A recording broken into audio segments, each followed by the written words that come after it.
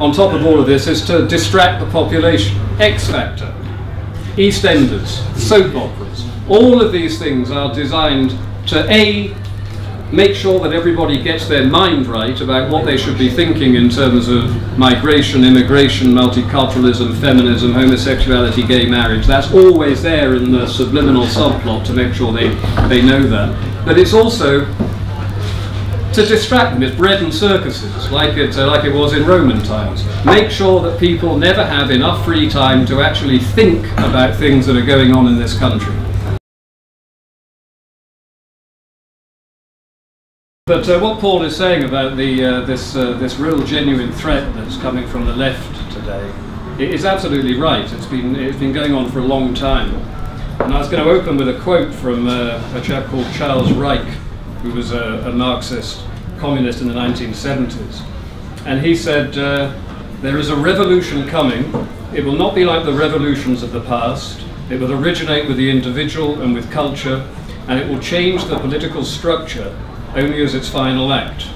It will not require violence to succeed, and it cannot be successfully resisted by violence.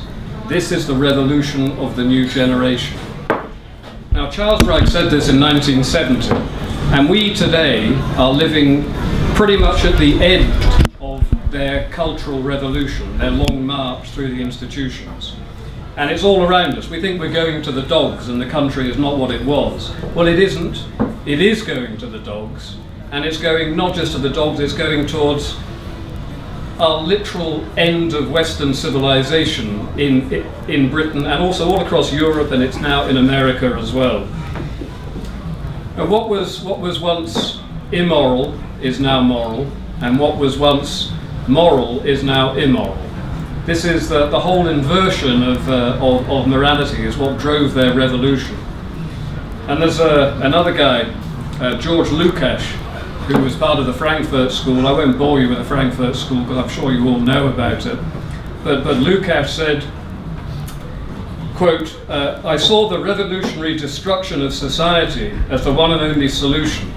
A worldwide overturning of values cannot take place without the annihilation of the old values and the creation of new ones by the revolutionaries. And this again is what we're living through today.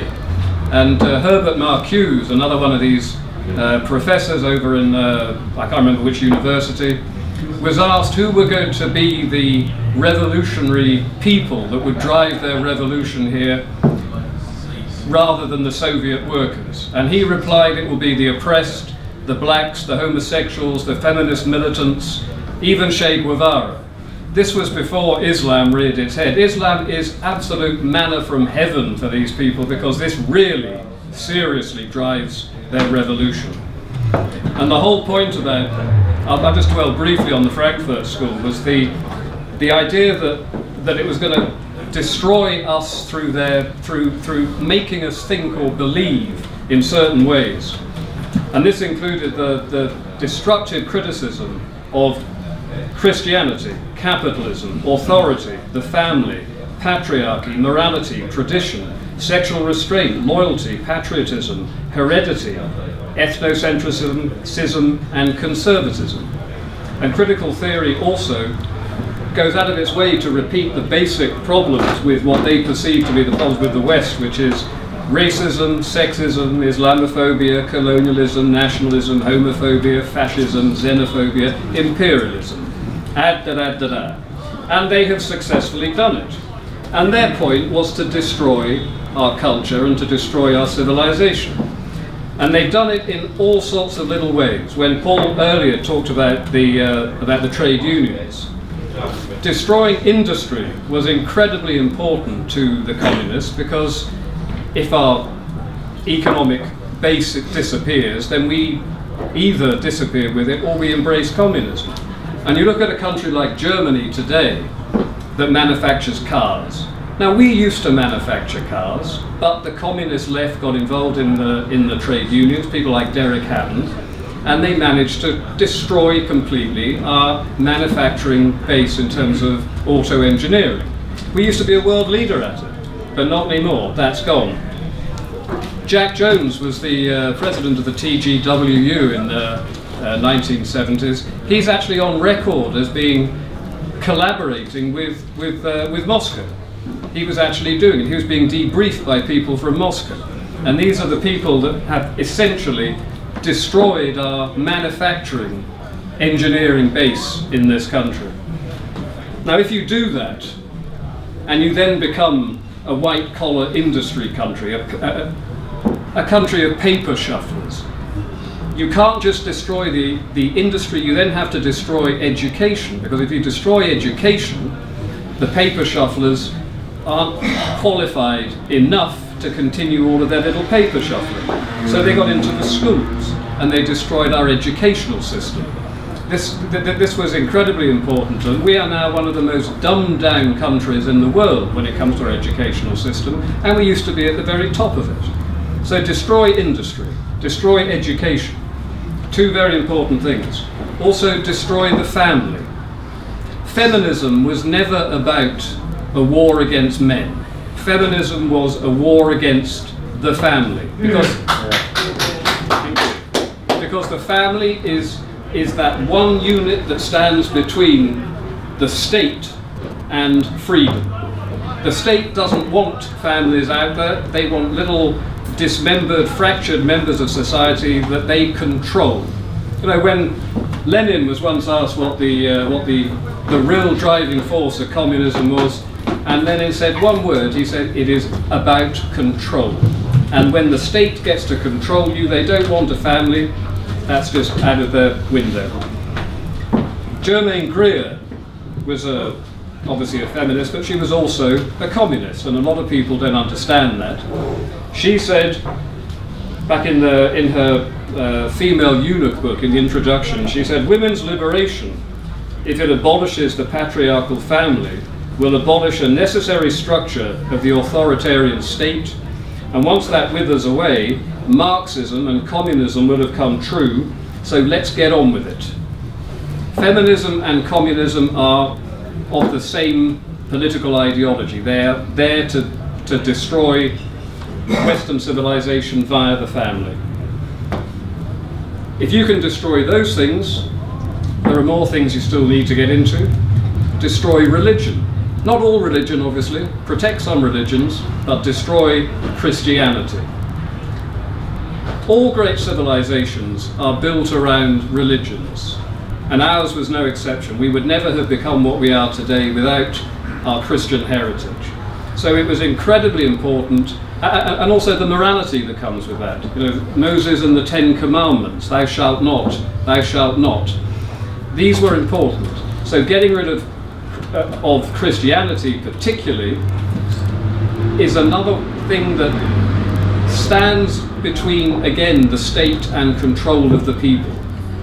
If you have an oppressive totalitarian state, you cannot have a religion that goes with it, because their politics is what they want your new religion to be. So eradicate religion. If you eradicate religion, the morality of that religion still lives on afterwards. So you then need to eradicate or destroy morality. Moral relativism. There is no such thing as right or wrong or good or bad. This is all about destroying our moral standpoints. Without morality, you are helpless in the face of evil. And if the left, which I think it is evil, can get rid of that, that is one more little step they take to gaining complete control over us. Destroy the community. The community starts with the family, and then the village and the town and the city, and then finally the nation state. That again needs to be destroyed. So we see these huge buildings going up with impersonal, faceless bureaucrats running these enormous schools and hospitals and housing situations. No more local people. They don't want local people there. They want it removed from the local people and given to the bureaucrats, and the bureaucrats, of course, are the state. And the state that they want, of course, is a socialist/communist state. Destroy the middle class. when communism ended in 1989 in Czechoslovakia, Václav Havel, the dissident playwright who turned into their president, said that before they could rebuild the damage that communism had done, they first had to rebuild the middle class, because the middle class are the backbone of any society. They pay their taxes, they educate their children at home, they do all these terrible things that the state does not want you to do. They want to be in control of your children, they want to be in control of every little fact of your life. So destroying the middle class, and they've done it with what they call the classless society. The classless society has nothing to do with the classless society. It is class war aimed at bringing down what they envisage are the bourgeoisie, the middle class. They are not the bourgeoisie, they don't have the bourgeoisie income, but class warfare, directed from the Labour Party as well, was designed to eradicate the middle classes, and it's worked incredibly well. You know, look at even the royal family have got strange sort of estuary accents. Everyone's totally embarrassed about being middle class these days. And you look at the people on the BBC, think how the BBC used to speak and think how they speak now. This is all to do with dragging down the middle class, dragging everything down to a lowest common denominator. And why stop at just destroying the middle class? Destroy the working class as well. You open the doors to the entire world, who are, compared to us, extremely poor. What's going to happen? They are going to drive down the wages of every single working man and woman in this country. And these people don't have a proper voice. They can't be heard. But they are being absolutely brutalized by Conservative, Labour, Liberal. All of the policies that are in action at the moment are designed effectively to smear and traduce the working class, because the working class failed them miserably 60, 70 years ago when they didn't rise up for their revolution, for the communist revolution. We were too rich, the working class were too rich by that time. They were standing in a queue in Ibiza for a beer. They were not standing behind barbed wire queuing for toilet paper in Moscow. So we were no longer of any use to them, which I'll come back to later. So there's an awful lot of destruction going on right now. Destroy the nation state. Peter Sutherland is the United Nations Chief Migration Officer, and he has no fear of saying this. He's come out and he said, we will utilize mass immigration and multiculturalism to destroy the nation states of Europe, because unless we destroy them, we cannot politically control them. And this is exactly what they're doing. They wanted to divide England up into 12 regions. Why did they want to do that? Break away Scotland, break away Wales, divide us all up. It's historically very simple. It's called divide and rule.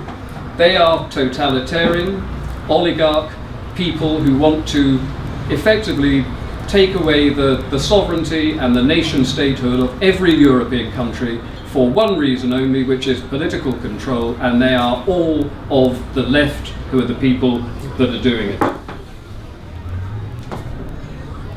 Segregate the generations. You know, if you go to Africa, old people are wise and old people are listened to. In this country, if you're over a certain age, you're out of the equation, matey. You have reactionary ideas and viewpoints that have no place in modern, progressive, multicultural Britain. You have to be silenced. But they don't silence them by doing anything drastic. They simply remove any ability that they could have to make an impression or to educate younger people, which is why at the BBC, Tom, thank you for coming here tonight, which is why at the BBC nearly everybody is under the age of 35 or 40. There are no old people at the BBC anymore because they have been swept out. They're no longer wanted. They might start telling people all sorts of terrible opinions that might be listened to by the people in the country, so they have to go. So segregate the generations. Promote conformity, pretending it's in the guise of individualism. Have you ever seen a more conformist group of young people in the world than young English British people today? You talk to them about any subject, multiculturalism, gay marriage, feminism, women's rights, equality, diversity, they will all give you the same opinion. Yet they've all been told through their entire school career that you have to be you have to be an individual.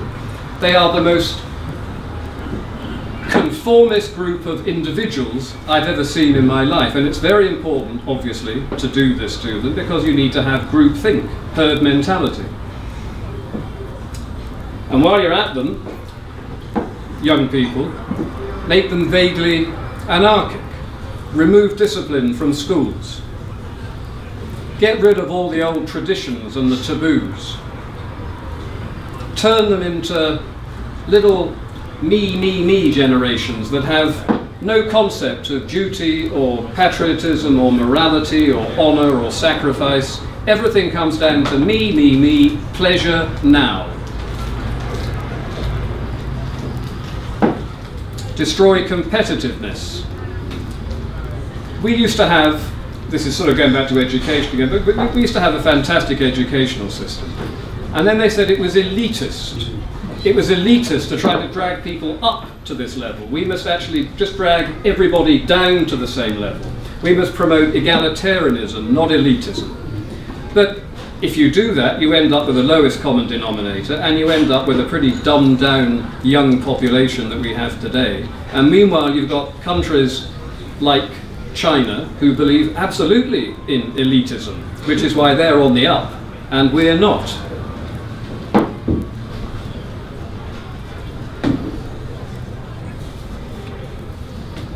Destroy self-reliance. A self-reliant people are not dependent on the state. Socialism, communism requires as many people as possible to be dependent on the state. An astonishing statistic came up recently that the majority of families in this country now take more from the state than they pay in. And of course they do this for a very simple reason. Nobody will bite the hand that economically feeds them. You want to have control, you want to have power over the people, make them dependent upon you, take away their self-reliance, make them be on bended knee in front of you for the little fripperies that they grant you for everyday life, just to survive. Destroy democracy. Now, I'm not going to bang on about the European Union, but the European Union is not a democratic entity. I did not vote for Mr. Juncker, I can't vote him out, I never voted him in. Any laws that they pass today, if I don't like them, there is nothing I or you, we can do about it. Postal votes, introduced by a left-wing government, in the full knowledge that they would be open to abuse. And of course they're open to abuse. There was a reporter for The Independent, which has to make you laugh a bit, considering what happened to him, who went down to Tower Hamlets in 2010 to find out why there were 150 people, all Muslim, registered to vote in this one house. And when he knocked on the door, one man answered, and he said, "Can I come in and talk to these 150 people?" And so this intrepid young independent journalist didn't just have the door shut in his face, they came out and gave him a good kicking, which cheered me up no end, I've got to admit. But the postal votes are an absolute disgrace. They are taking away our democracy. Baroness Varsi, Baroness Varsi, exactly, but even she, this is how bad it is, she came out in 2010 and said that the Conservatives did not win a majority because of Muslim voting fraud in various areas around the country. And then she went very quiet about it, because this was obviously another one of those taboos we cannot talk about. The media reported it for a day, and then there was some operation to shut the whole thing down. We never heard about it again. But everybody in this room knows that Muslim voting fraud is endemic in this country, and it is eroding our democracy, even if you take away the fact that we are no longer a sovereign democratic nation because of the European Union. But either way, we are losing our democracy. Another most important thing that they have done in order to traduce our civilization, our culture, our race, is to bring in mass immigration. And I go back to this thing before about the idea that the native working class were never going to allow the revolution to happen. You know, when Andrew Neither said that we are opening the doors to the world in order to rub the noses of the right in diversity, it wasn't the right whose noses had it rubbed in, it was every single man and woman native to this country. And they are doing it because they want to utilize these people as pawns in their revolution. They need to have social disharmony, social problems that they can then deal with. They can open up new organizations and new anti-racism things and all of this sort of stuff. It's all being done deliberately, and it's being done to erode the national racial culture of this country. And then, having done that, you don't want all of these foreigners coming in who are happy. They are of no use to the left if they're happy. So they introduced multiculturalism, which of course is apartheid, it's division, it's separateness. And they encourage them all to feel that they cannot get very good jobs, they can't do this, they can't do that, they don't get very good education because the evil, colonial, oppressive white man is holding them back. So get this idea into them that they are somehow being oppressed, which of course, you know, the whole thing about communism works on being oppressed. And one thing, to go back to sort of education again, was when Ray Hungerford was hounded out of his school in, was it 3 decades ago now, and all he wanted to do was to make sure that the Pakistani children at the school learnt their lessons in English, not Urdu. This apparently is a totally racist thing to do. We cannot have them assimilating because the left doesn't want them to assimilate. They are of no use to the left when they're happy assimilated. They might even end up getting well-paid jobs and voting Conservative. So this is something they don't want to happen. So when Ray Hungerford was hounded out of the school, one of the guys that was principally behind the sort of gang mob mentality that got him out, and his name I can't remember, but he was a black Marxist who wrote a book called Black Power in Britain. And he actually said, did you? No, it's Chris Mullard. Chris Mullard was his name. And he actually wrote in one of his books about black power in Britain that blacks will leave school angry, embittered, dispossessed, and they will take to the streets with riot with boots and petrol bombs. This is what this guy wanted. Now Chris Mullard is now Sir Chris Mullard. He was rewarded. He was given an OBE for this. Ray Hungerford is a destroyed man. Ray Hungerford wanted them to assimilate. Mullard wanted potential revolutionary pawns. Mullard won, Hungerford lost, we lost. Destroy native resistance. We all know about that. If you talk about these things, you are smeared as a racist, Islamophobe, xenophobe. The idea that, you know, I'm no fan of Nick Griffin, but in 2006, when Nick Griffin said that there were Muslim gangs in our northern cities raping white girls, he was prosecuted for it. He was prosecuted for this. And these people, the policemen, the social services, the local councils, they knew it was going on, but they were equally as happy to howl down Nick Griffin as everybody else on the left was. And then they brought in, you know, they tried to get him on the first place for inciting racial hatred, for daring to suggest that some Muslims are gang raping white girls. They wanted to prosecute him for this, but they couldn't get him because, as he's quite rightly said, Islam is not a race. So in 2006 they brought in inciting religious hatred to make sure that nobody could possibly notice what was going on in our northern cities, which is an absolute disgrace. Disgusting, as I'm sure you'll all agree. Use selective history to counter native resistance.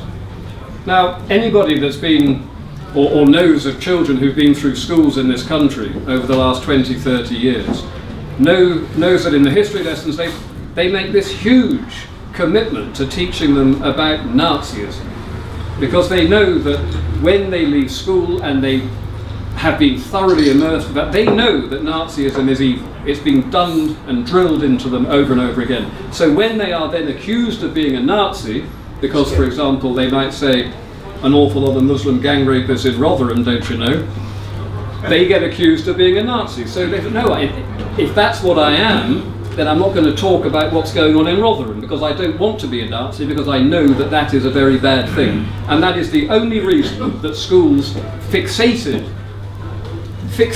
on the whole Nazi thing without ever mentioning the crimes of Stalin, or the crimes of Ho Chi Minh, or the crimes of Pol Pot, or the crimes of communism generally. Never. That was never ever mentioned. Now the final thing on top of all of this is to distract the population. X Factor, EastEnders, soap operas, all of these things are designed to A, make sure that everybody gets their mind right about what they should be thinking in terms of migration, immigration, multiculturalism, feminism, homosexuality, gay marriage. That's always there in the subliminal subplot to make sure they know that. But it's also to distract them. It's bread and circuses, like it was in Roman times. Make sure that people never have enough free time to actually think about things that are going on in this country. So this, all of us here tonight are thinkers. We have seen what's going on. We know what's going on. We are trying to do something about it. But an awful lot of people out there are quite happy. They work hard, they go home, they sit down, they turn on the TV, and that's it. They go to sleep, and then they repeat the process every day for the rest of their lives. Distracting the population when they are doing all of these things I've just outlined to you is the final nail in their revolutionary drive. It is not in our coffin yet, because we are still here and we are still fighting back. And I hope that we are growing, and I also feel that with every year or 5 years, certainly in terms of decades now, nobody in 10 years' time will be thinking the way they're thinking today from the useful idiot liberal left. And I'm just going to close by saying that the hard left who have been doing this have deliberately done it. They know exactly what they're doing. The liberals who are following them are not evil people. They're not very well informed people, they're not very bright people, but they are not evil. The hard left in this country, the communist left, is evil. The liberals are facilitating what's going on, and it is down to us, because we can never destroy the hard left. The hard left are in total control. All we can do is try to persuade the liberals that what they see today as right and wrong is upside down. The whole inversion of morality, the inversion of common sense, the inversion of decency, the inversion of right and wrong.